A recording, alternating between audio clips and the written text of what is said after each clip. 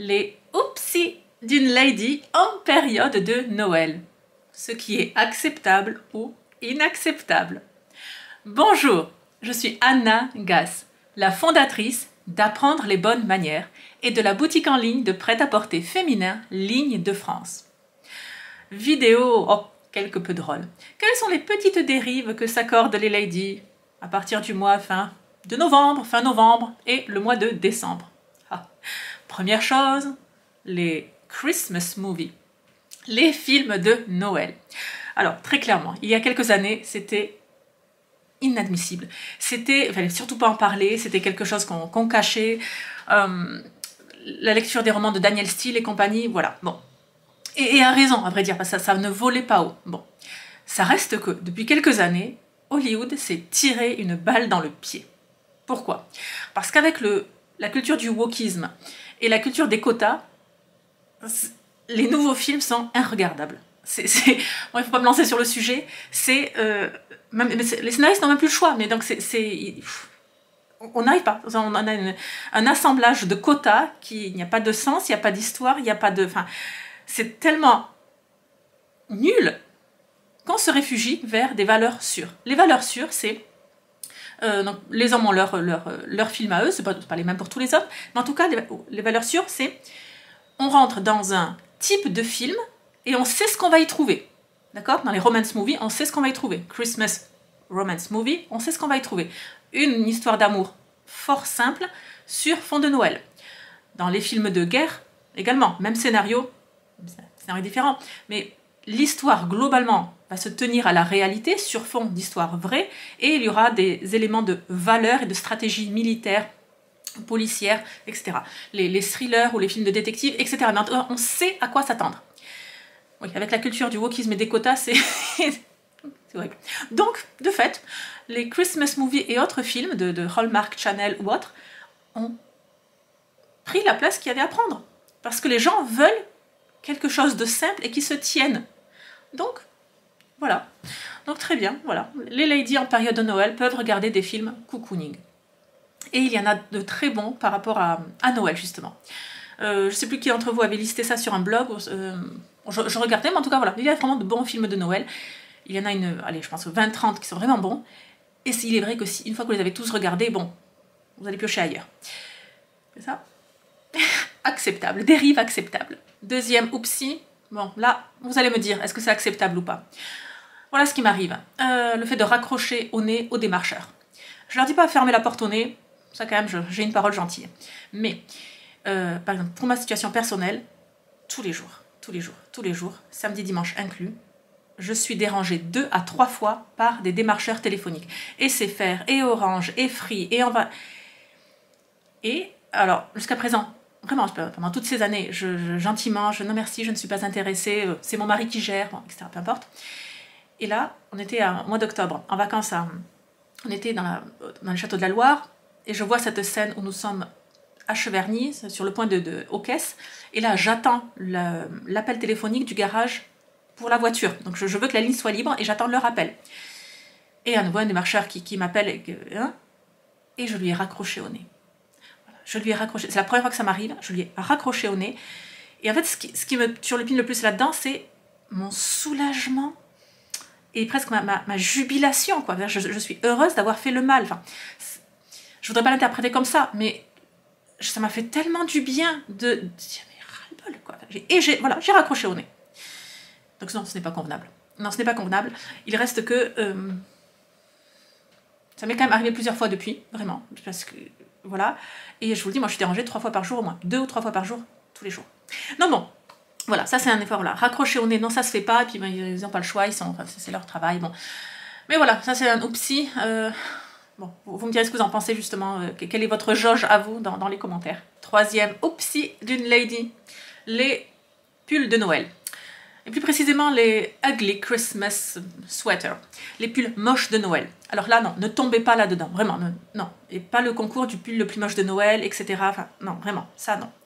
Ça reste que, il y a cette mode qui vient des États-Unis d'ajouter des éléments de la féerie de Noël, avec le Père Noël, la Mère Noël, les lutins de Noël, etc. et de rajouter ça à vos vêtements. Certains d'entre vous êtes d'ailleurs obligés pas durant tout le mois de décembre, mais la dernière semaine peut-être avant Noël, vous avez une célébration à votre bureau, et donc voilà, c'est bon. Et là, alors, pourquoi pas à ce moment-là, oui, porter un bonnet de Noël, rester habillé, vraiment, de façon élégante, et s'accorder le bonnet du Père Noël, de la Mère Noël, du lutin du Père Noël, éviter toutes les lumières, les flashs, les machins, enfin, plus c'est kitsch, voilà. Pourquoi pas si vous êtes chez vous et que, voilà, il y a quand même les enfants, etc., donc avoir des chaussettes de Noël. Ça reste discret et bon, c'est pratique parce que ça tient chaud aux pieds. Et à vrai dire, les chaussettes de Noël sont... il y a quand même du...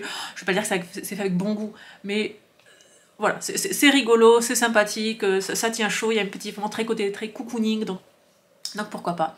Voilà, accordez-vous cela. Et quand c'est très pratico-pratique, quoi, parce que quand vous mettez les chaussures par-dessus, ça se voit pas, donc voilà. Mais... placez votre jauge sur ce cadran justement habits de Noël dans le but d'être moche, d'être ridiculisé, voilà. Et placez votre jauge de d'accord, je participe, mais juste très modérément et avec élégance. Quatrième, oupsie, pour une lady, d'ailleurs pour les gentlemen aussi. Au marché de Noël, manger avec les doigts. Oui. Et oui. Alors, au marché de Noël, je vous recommande fortement, j'ai découvert ça l'année dernière à Bayonne. Je ne sais même plus comment ça s'appelle, des pommes de terre coupées en spirale et frites avec du paprika et du sel. Parce que c'est bon. La pomme de terre la plus chère que vous n'aurez jamais payée de votre vie. Mais c'est tellement bon. Et en fait, vous n'allez pas, donc c'est sur un bâton de barbecue, piqué sur un bâton de barbecue, vous n'allez pas le manger directement comme ça. Non.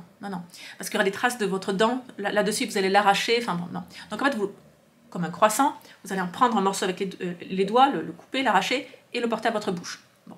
Donc au marché de Noël, oui, c'est possible de manger avec les doigts. Que ce soit justement donc pour cette fameuse pomme de terre ou une pâtisserie, pain d'épices, pardon, voilà, pain d'épices ou un roulé à la cannelle. Ça, on peut le manger avec les doigts au marché de Noël. Également pour les marrons grillés, là vous n'avez pas vraiment le choix. Bon, mais alors, qu'est-ce qu'on garde comme règle ? 1. On ne mange pas en marchant. Vous vous immobilisez et 2. Vous créez cette bulle avec, si vous êtes seul ou avec des amis, avec votre mari ou les enfants, voilà, pour créer cette bulle où, comme s'il y avait une table autour de vous, et voilà, vous partagez cela, mais ne vous laissez pas les gens rentrer dans cette bulle. Il y a ce respect de convivialité. Voilà, on ne marche pas, on crée cette bulle. Si vous pouvez être assis, tant mieux, mais bon, je sais que généralement c'est pas le cas. Et 3e chose, on ne parle pas la bouche pleine, même pour dire que c'est bon, que c'est délicieux, que vous savez, quand vous regardez les recettes de cuisine sur YouTube ou autre, les gens vont goûter et ils donnent leur avis avant même que la première bouchée ne soit finie. C'est-à-dire que la bouche pleine, c'est excellent. Oui, écoutez, au montage on peut couper quoi. On avale la bouchée et puis après on dit ah mais c'est excellent, c'est bon, c'est délicieux, c'est savoureux. Voilà. Bon, donc vous ne tombez pas dans ce piège. 5e oupsie de Noël qui lui est parfaitement acceptable. Chanter faux. Moi j'appelle ça chanter avec le cœur. Oui. Et alors, mettez la playlist de Noël. Très chère lady, très cher gentleman, idéalement des cantiques de Noël. Que ce soit des cantiques français, des cantiques anglais, des cantiques, bon d'ailleurs américains, slaves, des cantiques de... Vous avez peut-être une playlist aussi avec des cantiques, un de chaque pays. Très bien, voilà. Oui, peut-être que vous avez une playlist juste fun, pop, Maria Carey, qu'on entend tout le temps. Pourquoi pas, c'est bon aussi. Et surtout, là moi je le dis à tous les +1 qui sont agacés par le chant faux des autres, c'est Noël. Soyez plus... tolérance, pardon. Soyez plus patient envers vos proches à cette période de l'année. Oui, le chant rend heureux, le chant met en joie. Oui, ils chantent faux, mais c'est pas grave. Ne vous moquez pas d'eux. Joignez-vous à eux, couvrez leur voix si vous avez la chance de chanter juste. 6e chose, cuisiner des biscuits de Noël pour soi-même. Bon, pour les autres aussi, c'est vrai, mais pour soi-même. Oui, vous prenez vos emporte-pièces, les emporte-pièces spéciales de Noël, même si vous n'avez pas d'enfants autour de vous, et vous vous préparez des sablés de Noël. Alors les sablés de Noël, c'est quelque chose de génial parce que, c'est simple à faire, et c'est quelque chose que les urbains peuvent partager. Quand vous vivez à la campagne, bien souvent vous arrivez, passer les récoltes, ou d'ailleurs l'année aussi, en fait, lorsque vous êtes invité quelque part, dans le monde pas formel bien entendu, mais donc informel avec les amis, les proches, vous allez amener votre confiture, votre pâté, vos légumes du jardin, quelque chose de votre récolte, vous avez plus de noix, enfin vous allez partager quelque chose que vous avez cultivé vous-même. Bon. Et pour les urbains, c'est pas facile dans la mesure où ils n'ont pas de jardin. Et, mais donc, quelque chose qu'on a préparé soi-même, ça c'est génial parce que préparer soi-même les sablés de Noël. Voilà. Et c'est une excellente pour la saison, ça se fait beaucoup en période de Noël. Et ça, donc vous pouvez, oui, voilà, vous pouvez, c'est une solution pratique, pas chère, extrêmement attentionnée. Voilà, vous avez vraiment plaisir, quoi. Et donc, pourquoi je classe ça dans la catégorie des oupsies? Parce que oui, vous avez le droit de vous préparer des sablés pour vous-même. 7e dérive acceptable ou inacceptable en période de Noël, le fameux dire que ce n'est pas bon. Alors écoutez, oui, je le sais. Pour les cuisiniers, pas tous, mais je pense qu'il y en a quand même un dans chaque famille, la période de Noël, il y a une sorte de transe culinaire qui arrive. Voilà, une sorte. Et les personnes se mettent à expérimenter des choses improbables, des associations qui n'auraient jamais eu lieu dans le reste de l'année, et tant mieux d'ailleurs. Mais donc on est beaucoup sur des fruits secs. Alors, il y a ceux qui font des fruits secs et ils sont radés en fruits secs, donc en fait on mange que de la farine. Voilà. D'autres qui en mettent beaucoup trop, d'autres qui, je sais pas, sont tombés en amour avec le miel à cette période de l'année et alors tout a le goût de miel. Voilà. D'autres qui se mettent à expérimenter les eggnog américains, voilà. D'autres qui sont tombés dans des traditions nordiques et mais qui mixent ça avec du... Écoutez, à Bayonne, on a un sushi péruvien. Voilà. Non, j'y suis jamais allée, alors peut-être que j'irai, oui. C'est un concept. Sushi péruvien. Bon. Et alors, là, très chère lady, très cher gentleman, on n'a pas le droit de dire « c'est pas bon ». Modifier le vocabulaire, c'est intéressant, ça, c'est... Ah, on ne voit pas ça souvent.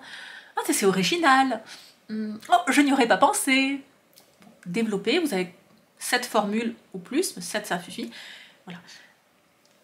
Si vous avez réellement aimé, vous complimentez sincèrement, mais sinon, écoutez, justement, on regarde ça en tête, la transe culinaire de Noël va passer au 1er janvier, donc voilà, c'est tout, c'est tout. Dites-moi en commentaire quelles sont vos légères dérives de Noël, les choses sur lesquelles vous faites un peu relâche, ou d'ailleurs, tiens, le deuxième point, qu'est-ce que vous en pensez là de ces démarcheurs, qu'est-ce que vous en pensez des démarcheurs téléphoniques, mais de... quelle est la bonne limite là, juste pour... Non, il faudrait pas que je raccroche au nez, vraiment, il faudrait surtout pas que ça devienne une habitude.